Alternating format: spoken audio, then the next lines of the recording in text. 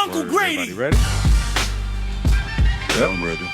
Welcome into the first episode of the Uncle Grady Show. He's Uncle Grady. Hey, how everybody doing? And then we have a special guest, Coach Mo Sumter. What's going on, family? What's up, Mo? Good, brother. All right, man. Let's jump into it. The biggest news right now in the NBA is Giannis going to the Miami Heat.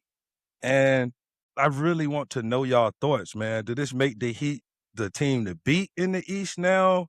Or do we still have to see how the fit looks? Grady, let's go to you first. Yeah, I don't think they're no team to beat. I know they're going to be competitive, but now we got to play a wait-and-see game or who they're going to try to put around that roster. Once you figure out what else they're going to put around, then you can say that. But just because Bam and Giannis about to team up together, you can't say they're a team to beat. Team to beat, that's a little aggressive to be a matter of fact about it. Because the East kind of loaded for the East. So they might not even, they probably be fighting for that 6th spot. I don't know about no like the top. Nah. That 6th spot. Trying to stay out and play in. I mean, I get that. I think a lot of people, because we ain't seen Giannis in a while, we kind of underestimating Giannis. Giannis is a 30-10 guy, like, easily, and a defensive guy. Like, so we praised Wemby, and I know Wemby had a lot of guys around him. But truth be told, Giannis is a more refined Wemby with a slightly less jumper. He's a little stronger. I would say about as athletic, about as long when it comes. I mean, obviously now he's not 7'4", but he's just as long and as athletic as Wemby, a little stronger. So I think him and Bam would be a nice combination. But I do agree with you, Greg. They gotta surround him with a couple shooters at least. I mean, I really don't know what's left on the roster outside of Andrew Wiggins. If Powell stays, that'd be big. I think Powell, Giannis, and Bam, I think top 4 in the East at the least. If Norman Powell stay, they ain't gonna be able to fill out their roster because he a free agent. He don't want his money. I heard the money might be a problem. Yeah. But he was the All-Star, so I mean, I heard they may restructure with Wiggins somehow, but whatever they can do, if they can manage to keep him and add another shooter, I think they can fill out the bench from there. Like, I don't think that New York's bench was too spectacular, nor was who did they play in the semis? I mean, 76ers made it to the semis. They play Philly, Atlanta, and Cleveland. That's who New York Atlanta's going to be better, but I think they're better than Philly today. Yeah, but I just thinking about it, they might not even be better than Orlando. Orlando need a shooter. Once they get that shooter, or somebody else that can create their own shot. You know what I'm saying? What's that boy named Bankero? He can't. He needs somebody beside him that can create their own shot. And that Wagner guy stayed like he stay hurt. He always hurt. That man is brother, to be honest with you. I don't think like they roster better. They roster better than Miami. That's what I'm saying. The East got more teams than people like to get credit to, man. You know what I'm saying? The East. So that's what I said. Fight for that 6th spot. A word. A word. No. Hold on. I ain't talking about the West Coast. I'm talking about the East Coast. You know what I'm saying? You already know what I think about. I'm just saying. Last time we had this talk, that was my. You already know what I think about the West versus the East. Yeah. You're right. Yeah. We said West versus East. I give you that. I ain't never said they ain't have no good teams. We was talking about West versus East, but I'm telling you, man, there's some good teams in the East. I think so too, man. That can put up a fight just against Giannis and Bam. You gotta know we gotta know what's gonna surround them. I know one thing, they got Andrew Wiggins though. I'm telling you, if Andrew Wiggins can ball with them two and taking the pressure off him, and you ain't gotta worry about him. Wiggins can ball now. Wiggins can ball. I agree, man. Like I said, I think. My bad. I hear the last part. I say, and Wiggins still under contract. Okay, cool. I wasn't sure. But yeah, I don't think Orlando is better than them today, especially not with that young squad and them guards, man. Those guards, they struggling. They were talented in college and they got some names with them, but they struggled last year, man. And I think Miami with Giannis and Bam can beat them in the series right now. I just think, like I said, Giannis, that Giannis factor, that superstar factor, we saw it on display these playoffs, man. And I think it's back to a place where the superstars are kind of like, emerging. Like the superstars are running things again. And I ain't saying that ever stopped being the case, but I thought it got to a real team-oriented flow with the Warriors. You know what I mean? That era where everybody's trying to match the Warriors. It became a real team game. Now, a lot of teams giving their superstar the ball and like, go ahead, do your thing. And Let them go to that's work. I think we back to that era in a lot of ways. And with Giannis and Bam, I don't want you to misunderstand what I said. I was just saying, I'm not saying that Orlando. Well, actually, I am saying they got a better roster right now because we don't know what else Miami got. I'm saying, playing 82 games. I'm saying I believe they're gonna be fighting for the sixth spot, and I think Orlando team like they gonna have to fight for that. It ain't no cakewalk for them just because they got Giannis and say they the top team or they one of the top teams. We ain't even seen them play yet. So agreed. yeah. Agreed. I'm a roll with like 6. If I would have said like the 8th team or something, that would have been like disrespectful. Or the 7th team or something. I'm talking about fight for the sixth spot, and that's without knowing what else they gonna put around them. You know what I'm saying? That's just me. So they may have gave up too much for Giannis, or do we not feel that way? Like, No, I don't think you can give up too much for Giannis. You know, especially when you got to keep Bam.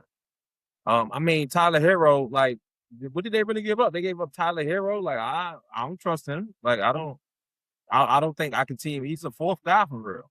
You know, that has been playing the 2nd guy role, 3rd guy role. So I don't think they gave up anything for him. They gave up a couple future draft picks. Who cares? I mean, the future is the future. But they gave up some role players. But for Giannis, I think that every day. Yeah, Anthonassis. That's gonna be on South Beach. Yeah, he coming too, dog. He coming too, bro. The Nassus is a handler, man. That's it, man. I just don't understand why they getting up a roster spot for that, man. That's crazy, man. You wasting a roster spot, man. Hey, and that ain't the Miami Heat. I say this about that. All right, if you bring Giannis in, you probably paying a coach anyway. You're paying whatever Giannis thinks he's coming with a coach, a personal guy that the team has to pay. Yeah. What's the difference of having that in his brother on the court and a practice guy? I can go for that. I ain't got no pushback. I'm just talking about the roster spot. It is at the end of the day, it is the roster spot. I mean, I get that. I mean, Miami is used to giving and holding a roster spot for a player like they did it for Giannis Haslam for his last few years. Alonzo Mourning, like so they've done it before. Yeah, they've done it before. So you know what I mean. But let's move on, man. Another blockbuster trade happened in the NBA, man. My guy, LaMelo Ball to Minnesota. How y'all feel about that? Man, Will, because I know that's your peoples, man. I don't have nothing bad to say about him. I think I love LaMelo Ball on some real world stuff. Like I think I always had crazy love for his father and how he presented those guys, and I was always one of the people that would push back against a black man supporting his kids never being a bad thing.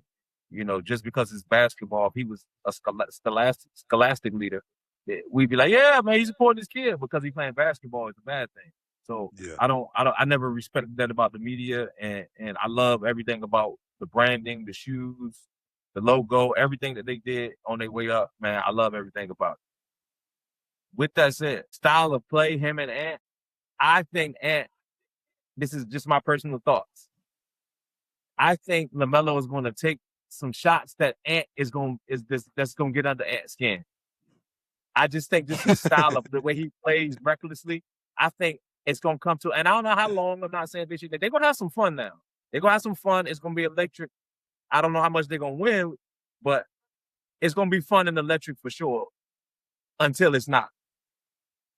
And Ant going to be looking for the ball, and LaMelo going to take a shot, and he's going to be like, yo, dog, like, hey, man, like, hey, dog, like, yo, like, I feel you, but, like, yo, like, I think that's going to happen a couple times, man, after the fun stops or slows down, after the wins don't add up to what the expectation is. I just think their style of play is going to clash at some point, man, because just from the outside looking in, Ant's approach versus his approach to the game just seems a little contrasty to me. Okay. I think that shit going to be Steve Francis and Coutinho Mobley on steroids. I think I think it could be on steroids. Okay. I think them niggas gonna get buckets now. Listen to what I'm saying. I ain't say nothing about winning the game. But watching them two motherfuckers together, man, I can't wait. I can't wait to see it. Cause I'm excited to see it. I don't care how crazy he act. Whatever, that's what people say. Like he do goofy shit now. You know what I'm saying? He definitely do goofy shit, and he takes shots and from spots that everybody else take. But when he take it, it just look weird because he's just he got that little funny little. You know what I'm saying? Or he might be off the wrong foot and all that. But everybody takes those shots. So everybody need to fall back off the young boy. You know what I'm saying? Can he stop doing all the goofy shit he do? That you know what I'm saying? Yeah. But listen, he's 6', I think Ant 6'4", 6'5", and he know how to drop down. Oh my God. Hey, one thing about him, he got eyes. He can see. And it's gonna be unexpected. I think that's underrated. Rudy got to catch the ball. Rudy got to catch the ball and dunk. And in situational basketball, he gonna still get the same double team. But then you got a killer over there. You know what I'm saying? Now, all the whole game, long as the game close, they might not show their hand. But in crunch time, anybody can beat us but you, and then he can beat you. Melo can beat you. You know what I'm saying? So it ain't always got to be Ant. Boy, if they can stay healthy, and the other boy, is his name McDaniels or Daniels? Jayden Daniels. What is his name? McDaniels? You see they unleashed him. He was the one doing all the talking in the playoffs. They gotta add some more to their bench too, though. They need to add another bid. Say they got a guy that's like already there. That's one of the reasons why they let Randall go. You know what I'm saying? So they said they got another one. And then they brought in Slim Reaper, baby. Who? From Duke, baby. From Duke, Slim Reaper, baby. Yeah. Oh, he talking about Yes, sir. Draft pick. Yes, sir. Yeah. Yes, sir. Yeah. Yes, sir. So let me say this too. On the flip side of my argument, Ant is going to be more excited to run the floor too. So there's going to be a few more easier buckets for Ant too. And with LaMelo's vision off the screen and roll, Ant probably get a couple more shots off of that too, a couple more easier opportunities than he would normally get with Conley there at 6 foot instead of Melo at 6'6". You get what I'm saying? So I don't want to make it sound like I'm saying all bad about it because I can't see the upside, and the ceiling is them guys gonna be able to score the ball.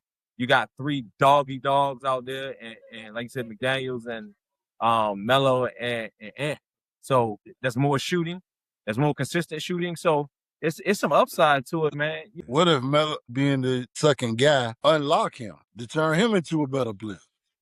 Then he already is. I'm with you. Could be. Know what I'm saying? I'm always open to grow. You mentioned Boston, the Batman and Robin, and it looked like they had that thing figured out, but they picked Jaylen Brown up for the trade to get Giannis, missed out, but then continued to shop him. Do you think that's a good situation? Can I make a point real quick? Just one point real quick. Yeah, you got to be done. Your show, bro. Look, what if LaMelo go to Minnesota and that's where he learned how to win at? That's what I mean by unlocking him. And then he be like, this will come with winning. Yeah. Oh. Yeah. And like them two together, it's gonna be electric. Can you imagine how that stadium gonna be, man? Man, yeah, that's all I wanted to say. Oh yeah. No, but I'm glad you said that because that's my issue with Melo is that I don't know that he plays winning basketball. I don't know that he understands time and score. So that is the unlock in my eyes as well. So we on the same page. If they unlock that he gets to understand time and score possessions, because I don't think he value possessions enough. You get what I'm saying? So if he unlocks that, then yeah, man. Listen, that's a tough trio. And he might be going into his prime. He might be old enough now, man. You know? Yeah. About to have a kid, a little different. Yeah, for sure. So, right. But on the Boston note, I'll say this about Boston situation because I watch a lot of sports shows, so I hear a lot of different opinions. Like Stephen A, the yada yada yadas of the world. To start with, I think he's done in Boston. Like that's just not a thing no more. He's done in Boston. They're not about to do that again. I don't quite understand. I feel like I do understand. I don't want to politicize the whole thing. He's a more outspoken person, and he represents an organization. And when you represent an organization, what you say can affect the relationship of you and the organization. So, I mean, that's a thing. So, with that said, they've chosen. We haven't heard Jason Tatum name in one talk, not in one trade talk yet. Not one time, not a whisper, not a maybe if they want to trade for this guy and these draft picks, not one time. We've heard Jaylen Brown in every single trade talk. So what happened was last year, Jaylen carried the team a bit further than they thought he was, and they didn't prove his point. But they was trying to prove that he couldn't carry that team. That's why they dumped everybody without Tatum. They thought Tatum was out. He wouldn't carry the team. And he carried them. I think they underestimated that man. He exceeded it. And they're like, oh, okay. Now we can't our argument doesn't really stick no more that we don't think he can carry the team will be a one option. Because I don't know that Tatum could have did that with that team. I don't know. I'm leaning towards nah, to be honest with you.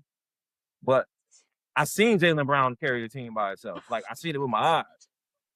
So for another NBA team in the league to not want to make him their franchise guy, that makes me think it's a little deeper than rap. Feel you on that. All right, now that you said that, okay, then I'm gonna go another route. You know what I'm saying? I agree with you doing, but I still want to go another route. If I was Jaylen Brown, I'd say, man, you need to stop whining about trading me and go get some help. Go get some other shooters. Go get some bigger players. I ain't going nowhere. You know what I'm saying? And if he say that in the public, then they got to focus on, you know what I'm saying? They either got they ain't got to. They either can be like, all right, will you stay here, or now I really got value because he really want to stay, or let me take that back. Now I can go ahead and now I can go ahead and tell them, no, we trade. Because they acting like, you know what I'm saying, throwing around all that. You know what I'm saying? He is too. He forced him in hand. If you want your own team, fucking say you want your own team. Yeah, I don't like all this. I call it passive aggressive, but I guess that's how they do business. I guess that's the politics of it or whatever. He got to do it like this, all the unfollowing each other and all. Oh, that little goofy ass shit. Hey, man, I don't want to be here no more. I hate it, man. That's so corny to me. I got this from somebody else. You know what I'm saying? Because I don't want to be saying plagiarizing, but you can't say nothing about these dudes no more, man. All you got to you basically got to say glowing things about these dudes at all times. The moment you don't say nothing that they don't like, it's all this back and forth for what, bro? I'm not on the court, and I'm not, you know what I'm saying? And you not in the only TV with me. I'm doing my job. You know what I'm saying? That's what my disagreement is with the Stephen A. Smiths of the world. I'm usually I'm a player's guy. Like I'm big supporter of the players, but I do get the commentators and the podcast people when they like, yo, dog, we just talk like you a star. If we don't talk about you, there's no advertising. There's no like ESPN. There's no TV deals if we don't talk about y'all. Our job is to promote y'all how we see it. Now, sometimes there's some negative conversation, but the negative usually comes from you doing something negative, like or in the news for the wrong reason. So if you live in your life in the public view, I'm not saying it's intrusion, but when you make the news, then you make the news. Sports shows and people have to talk about it. So when you make a statement, people are due to interpret it the way they want to, which it all stemmed from him saying that this is my funnest season ever, which I can understand what he's saying. That this is his funnest season because they didn't have a lot of hope for the team, and this team probably had to work harder, so they probably came together closer. They probably had more adversity. That's what he meant, I believe. Yeah. So he put that. So that probably would be my fun season when I'm the number one guy and we exceed expectations. Like, yeah, that's probably my favorite season. Why wouldn't it be? Everybody in the world, it would be their funnest season. It's just that he said it. Ain't like he ain't won the chip yet, and he don't know how it felt and tasted to win the chip. They like, yo, how you gonna say that you ain't won yet? He won. He know both feelings. So how is he not the most credible person in the room to say that? Yeah. I mean, I thought it was a little bogus. But if that's how you feel, that's how you feel. It's bogus because people feel like he should always feel and talk in a team aspect. But they wasn't asking them from a team aspect, and that's what happens sometimes in media. Put the whole story out. What really happened is people ran with the narrative that he was taking a shot at not having Tatum around. That was the issue. They thought that him saying that was, this is my funnest season because Tatum wasn't here and I got to do it by myself. And maybe that probably was a part of it. And I don't think nothing's wrong with that. I got to shoot all the shots I wanted to shoot. In basketball, if you're a basketball player, then who don't want to shoot all the shots? Come on, man. When I'm saying, when I know it's the game on the line and the coach drawing up the play and I know it's coming to me versus I know it's going to him because he's the guy, and I know it's coming to me now. I get to take the shots, make the shot, and I'm in the MVP running. Who don't want to be the MVP running? So, like, what are we talking about? People get hurt over what people say so much, man. You know, that man, you know, I just don't know what the problem. Man, play basketball, man. You really get traded over that nonsense. But what if he did it on purpose, though? What if he did it on purpose, though? That was his passive. What you mean? Like, that's his passive aggressive way of saying, I want out of here. What if he did it on purpose? You know what I'm saying? I mean, well, too. unless Huh? I mean, it could have been. I mean, it could be anything, man. It could have been that people, everybody been saying it. Jason Tatum is the A1 guy on that team. Everybody been saying it. There's no mystery there. He got the rare opportunity that a lot of players don't get to show that I'm a number one guy with house money. He got a $300 million contract. His money good. He's in a place where he already won a championship. He got an opportunity to do what a lot of players don't get the opportunity to do, which show and prove that I'm a number one guy and put it on display for 82 games. And he did that. And he still can't get the respect he wants. I feel some kind of way too. I heard it in passing. They say he ain't got the value that Boston think he got. I don't want to just be saying that because people gonna see this. But you know, in passing, I heard that today. Say he got what? Well, I mean, I think Boston wanted like 4 first-round picks or something like that for him. Yeah, that's what they say. I'm looking at. I say 4. They want 4 first rounds. Send them to Golden State. I'll take them. Wow, he go to Golden State. It could be. It depends on who they would have to give up. Wherever he goes, a contender. If you ask me. If he goes to a team outside of like the Sacramento, New Orleans of the world, if he ended up somewhere like Portland, they'll be a contender. Like, I don't know if y'all saw Portland lately, but if he went to like a Portland or a Denver for like a Murray trade or something like that, like they're contenders, yo. Wherever he goes, they're going to be a contender. I'm telling you that right now. Unless he goes to one of them bottom teams. You definitely can't sit on the Portland. They don't even want to pay the coach. The coach on a 1-year deal. If he looking for an extension, he can't go to Portland. That's Billups' deal that he on. He on the back end of Billups' deal. You know, Billups supposed to be coach. No, they just hired a new coach to a 1 year and gave him a team option for the next 2 years. He like on a player. He like they signed a coach to 1 year. 2-year option. Well, he showed improved this year. He got him to the play. Didn't he get him to the playoffs, play in something like that?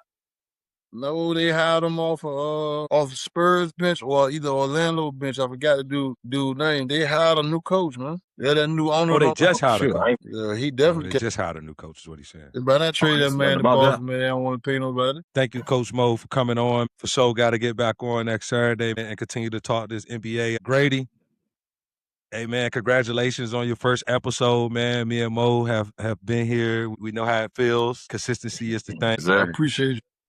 Thanks for jumping on, Mo. No doubt, man. Glad I could join. Appreciate you having me, brother, anytime. Hey, man, and before we leave, any of y'all listeners or anybody that's on YouTube, man, please subscribe to The Free Money TV and I Am Greater Network on YouTube. Also on all podcast services, Apple Podcasts, Spotify, YouTube Music, Amazon Music. We everywhere, man. Check us out. Peace. Every day. Uncle Grady.